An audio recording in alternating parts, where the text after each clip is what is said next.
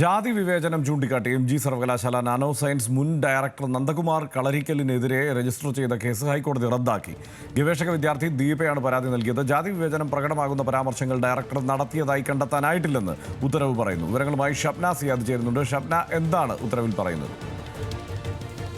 ജാതി വിവേചനത്തിനെതിരെ എം.ജി. സർവകലാശാല international and inter university centre for nano science and ടെക്നോളജിയിലെ വിഭാഗത്തിലെ ഗവേഷക വിദ്യാർത്ഥിയായ ദീപയായിരുന്നു പരാതി നൽകിയിരുന്നത്.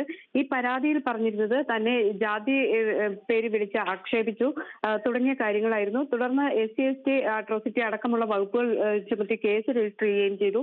ഇതിനെതിരെ മുൻ ഡയറക്ടർ നന്ദകുമാർ കളരിക്കൽ ഹൈക്കോടതിയെ സമീപിച്ച് കോടതിയിൽ ഇത്തരത്തിലുള്ള കാര്യങ്ങൾ, അതായത് ഈ പരാതിയിൽ പറയുന്ന കാര്യങ്ങൾ, അത്തരം ആരോപണം ശരിയല്ല എന്ന് ആരോപിക്കുകയും വാദിക്കുകയും കേസ് റദ്ദാക്കണം എന്നാവശ്യപ്പെടുകയും ചെയ്തു.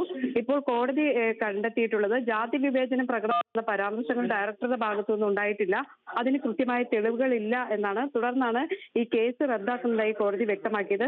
നന്ദകുമാർ കളരിക്കലിനെതിരെ നടപടി ആവശ്യപ്പെട്ട് ഈ ഗവേഷക വിദ്യാർത്ഥിനി നേരത്തെ സർവകലാശാലയ്ക്ക് മുന്നിൽ സമരം നടത്തുകയും വലിയ പ്രതിഷേധങ്ങൾ ഉയർത്തുകയും ചെയ്തിരുന്നു. ഏതായാലും ഹൈക്കോടതി സിംഗിൾ ബെഞ്ച് ഇതിൽ തെളിവില്ല എന്ന് കണ്ടാണ് കേസ് റദ്ദാക്കിയത്.